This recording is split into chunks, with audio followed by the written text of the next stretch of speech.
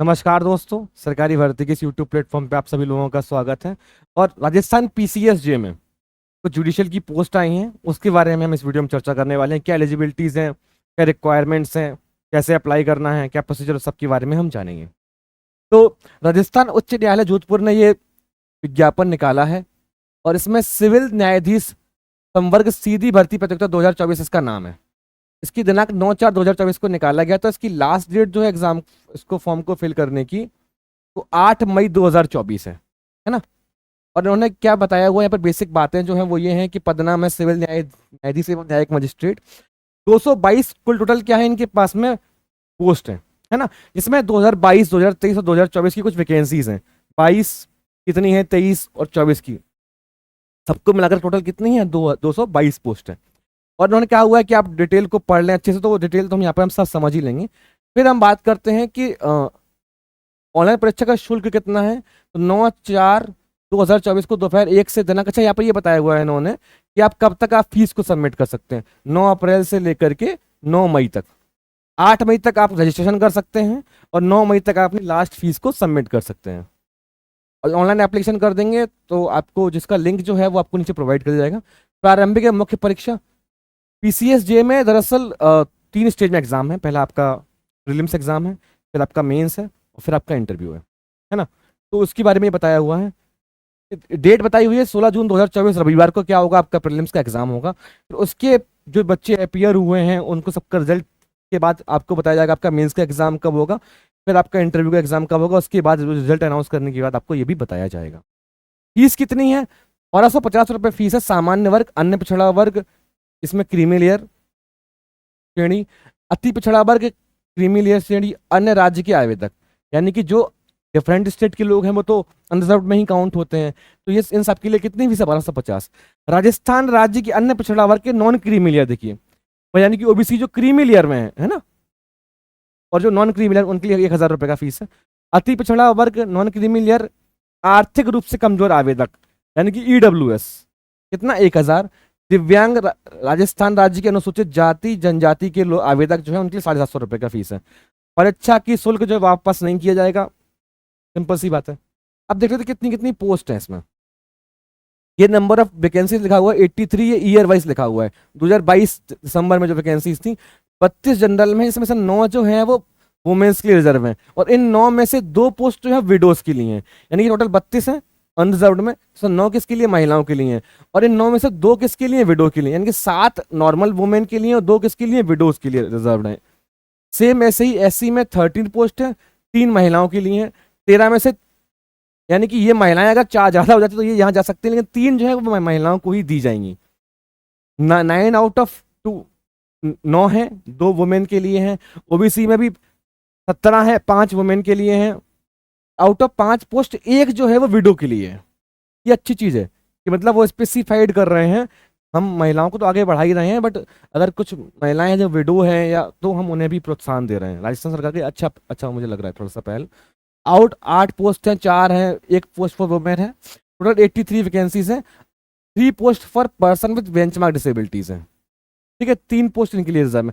ऐसे ही सेम उन्होंने बताया हुआ है किस किस पोस्ट के लिए कितनी कितनी वैकेंसी 2024 में, और सेम इस तरीके से है ना। ये आपको दिख रहा होगा यहाँ पर। तो हमें तो अप्लाई करना है इसमें, और हमारी तैयारी अच्छी है तो हम एग्जाम को क्रैक करेंगे।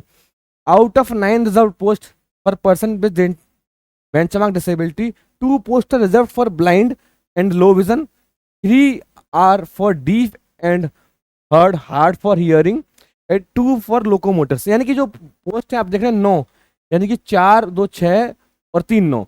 इन 9 में से कुछ जो हैं वो ब्लाइंड, या तो आप ब्लाइंड है, या फिर लो विजन है आपका, या फिर आपको कम सुनाई देता है, या फिर आप डीफ हैं, तो उनके लिए कुछ वैकेंसीज हैं, है ना। ये इसमें से भी फिर ये और रिजर्व किया गया है। रिक्त पदों की भर्ती फिर कुछ अगर चेंज होता है, पत्र जारी नहीं किया जाएगा, कम या बढ़ोतरी की जा सकती है, उसके कोई विज्ञापन जारी नहीं किया जाएगा। यानी कि वो तो हर संस्था यही करती है कि वैकेंसी इसको कम ज़्यादा कर सकती है, उनके पास राइट्स हैं ऐसा। महिलाओं को आरक्षण पदों, प्रवर्तित पदों में क्षेत्र आरक्षण मिलेगा उनको, तो हम समझ ही चुके हैं पोस्ट को देखते हुए। दिव्यांग को भी ऐसे क्षेत्र आरक्षण मिलेगा राजस्थान। फिर यहाँ पर उन्होंने बताया हुआ है राजस्थान राज्य की अनुसूचित जाति, अनुसूचित जनजाति, अन्य पिछड़ा वर्ग, आर्थिक रूप से कमजोर वर्ग यानी कि ईडब्ल्यूएस, महिलाओं, विधवा एवं विच्छिन्न विवाह महिलाएं सहित दिव्यांग जनों के आरक्षित पद हेतु उपयुक्त अभ्यर्थी उपलब्ध नहीं होने पर इन पदों को राजस्थान न्यायिक सेवा अधिनियम 2010 में विहित प्रक्रिया एवं रीति से भरा जाएगा। अगर लोग नहीं मिलते हैं तो जो इनका नियम है राजस्थान न्यायिक सेवा 2010 का संशोधित है, उसके हिसाब से वो उन पदों को भरेंगे अगर वो लोग नहीं मिलते हैं तो। ठीक है, वैसे उनके लिए आरक्षण रखा गया है। सामान्य वर्ग के पदों के विरुद्ध चयन हेतु आरक्षित वर्ग में केवल वे ही आवेदक पात्र होंगे जिन्होंने परीक्षा शुल्क के अतिरिक्त आरक्षित श्रेणी के लिए दे किसी अन्य रियायत का लाभ नहीं उठाया है ना। जैसे आपको एज के अकॉर्डिंग्स नहीं मिला है तो फिर तो ही आप वहां जा सकते हैं, अगर आपको एज के अकॉर्डिंग मिल गया तो फिर आप उस कैटेगरी में नहीं जा सकते। फिर ओबीसी क्रीमी लेयर्स के बारे में बताया हुआ है, नॉन क्रीमी लेयर्स, अति पिछड़ा वर्ग, creamy layer, non creamy layer आर्थिक रूप से उक्त श्रेणी के अन्य राज्य के आवेदकों को उक्त लाभ दे नहीं होगा, इसलिए सिंपल सी बात है, जो अदर स्टेट के लोग हैं उनको क्यों सरकार देगी, नहीं दे रही है। फिर आपको क्या करना होगा, डॉक्यूमेंट्स की यहाँ पर बारी है, वो ये है अनुसूचित जाति, जनजाति, अन्य पिछड़ा वर्ग एवं अति पिछड़ा वर्ग के आरक्षण हेतु सक्षम प्राधिकारी द्वारा भेद प्रारूप के यानी कि जो नॉर्मल सर्टिफिकेट बनता है वो आपको प्रोवाइड कराना होगा। आपको ओबीसी के लिए कास्ट सर्टिफिकेट प्रोवाइड करवाना होगा, और आप नॉन क्रीमी लेयर है इसके लिए आपको क्या करना होगा, वो सर्टिफिकेट बनवाना होगा, इनकम सर्टिफिकेट बनवाना होगा। सेम ईडब्ल्यूएस के लिए यही सब बातें यहाँ पर लिखी हुई हैं। और ये लिखा हुआ है कि चूंकि आवेदन की अंतिम तिथि 8/5/2024 यानी कि 8 मई 2024 है, अतः इस प्रवर्ग में आरक्षण हेतु 9/5/2023 से 8/5/2024 की समय अवधि में जारी जाति प्रमाण प्रस्तुत करना होगा। लेकिन यदि अभ्यर्थी को दिनांक 9/5/2021 से 8/5/2023 की समय अवधि में क्रीमी लेयर में नहीं होने का प्रमाण पत्र एक बार जारी हो चुका है, तो क्रीमी लेयर में नहीं है, तो ऐसी स्थिति में अभ्यर्थी द्वारा भेद प्रारूप में सत्यापित शपथ पत्र पेश करना होगा कि वो अभी भी क्रीमी लेयर में नहीं आया है। मैंने क्या कहा, क्रीमी लेयर का सर्टिफिकेशन जो है वो आपको यहाँ से यहाँ तक का पेश करना होगा, इस सेशन के बाद का ही, सिंपल सी 1 अप्रैल के बाद का इनकम सर्टिफिकेट। अगर आप इससे पहले की अगर आप यहाँ पर थे तो आपको एक शपथ पत्र देना होगा कि मैं क्रीमी लेयर में नहीं आया हूँ। सेम वही ऐसे ही आपके सर्टिफिकेट होने चाहिए आप जिस जिस चीज़ के लिए अप्लाई कर रहे हैं। ईडब्ल्यूएस के लिए उन्होंने कहा है कि इनकम सर्टिफिकेट बनवाना होगा आपको, सेम वही तरीका है, 31/3/2024, 1/4/2022 से 31 समय अवधि में जारी उक्त प्रमाण पत्र कोई उपयुक्त मान लिया जाएगा, है ना। यानी कि 1/4/2022 से 31/3/2024 की समय अवधि में जो आपने बनवाया है वही आपके लिए क्या हो जाएगा, वैलिड हो जाएगा।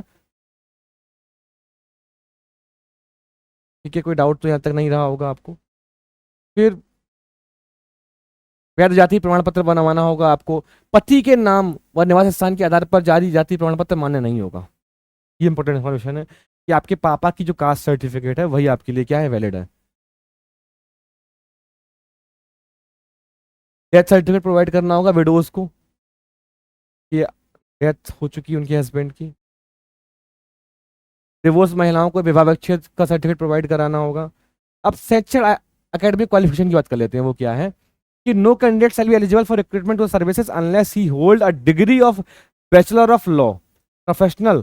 किसी भी आपके पास में अगर किसकी बैचलर ऑफ लॉ की डिग्री नहीं है, यानी कि भी एलएलबी आपने नहीं किया हुआ है, सामान्य रूप से हम तो यही मानते हैं, तो आप क्या है, आप एलिजिबल नहीं है अप्लाई करने के लिए। Must possess a thorough knowledge of Hindi written in Devanagari script, Rajasthani dialect and social custom of Rajasthan, यानी कि आपको हिंदी लिखना आता हो देवनागरी लिपि में, क्योंकि देखो आपकी पूरा नोटिफिकेशन किस में, हिंदी में, साथ में आपको राजस्थानी डायलेक्ट भी आना चाहिए। फाइनल ईयर में या फाइनल सेमेस्टर में एलएलबी में आप हैं, shall be eligible to apply for the post. ऐसे कैंडिडेट को क्या करना होगा कि एजुकेशन क्वालिफिकेशन मेंस एग्जाम से पहले उनको क्या करना होगा, तो हर एग्जाम मेंस एग्जाम से पहले आपसे डेफ फॉर्म भराया जाता है, डिटेल एप्लीकेशन फॉर्म, तब तक आपके पास में डिग्री होनी चाहिए। तो अभी एग्जाम होगा तो लगभग मेंस के एग्जाम तक मेरा अनुमान है कि जो लास्ट सेमेस्टर में जो लोग होंगे उनके पास में डिग्री आ ही जाएगी। ठीक है, शारीरिक उपयुक्तता नॉर्मल सी बात है, कुछ खास इसमें है नहीं।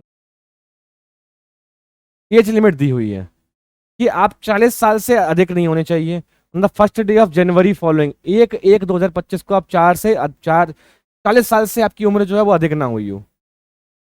फिर अपर एज लिमिट जो है वो 5 साल का रिलैक्सेशन मिल रहा है किसको, स्केड्यूल कास्ट को, स्केड्यूल ट्राइब्स को, ओबीसी क्लास को, मोर बैकवर्ड क्लास को, economical weaker section and women candidate को।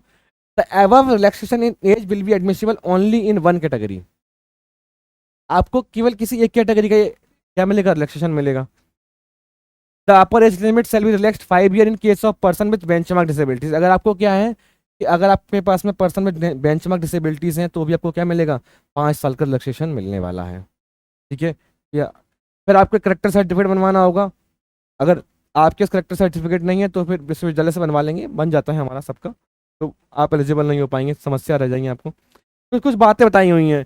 आपका एक से अधिक जीवित पति या पत्नी है, यानी कि आप बहु विवाह में विश्वास रखते हैं तो आप एलिजिबल नहीं है, निर्भर हैं आप। फिर किसी उच्च न्यायालय, सरकार या संबंधित स्थानीय द्वारा सेवा में पदच्युत आपको हटाया, डिसमिस्ड किया गया है तो भी आप नहीं एलिजिबल हैं। आप मिसकंडक्ट करते हैं, हमेशा पाए गए हैं, डिबार्ड किए गए हैं, डिस्क्वालीफाई किए गए हैं तो भी आप एलिजिबल नहीं है। अगर आपके पास में 2 से अधिक बच्चे हैं 2010 के बाद तो भी आप एलिजिबल नहीं है। यही बातें बताई गई हैं। लेकिन जुड़वा जुड़वा बच्चों से आपके पहले एक बच्चा था, दूसरा बच्चा होते समय वो जुड़वा हो गया, उसे 2 बच्चे में ही काउंट किया जाएगा। फिर ये सब जो है वो आपका ओवरऑल है। तो आप इस फॉर्म को अप्लाई करें, कोई डाउट्स आता है अप्लाई करने में तो आप हमें बताएं, हम आपकी पूरी सहायता करने का प्रयास करेंगे। और लाइक शेयर सब्सक्राइब कर सकते हैं तो आप वो भी करें। और जो स्कीम ऑफ एग्जामिनेशन है, यानी कि एग्जाम का जो स्कीम है वो हम आपको इसके नेक्स्ट वीडियो में प्रोवाइड कर देंगे। तो जय हिंद, जय भारत, धन्यवाद।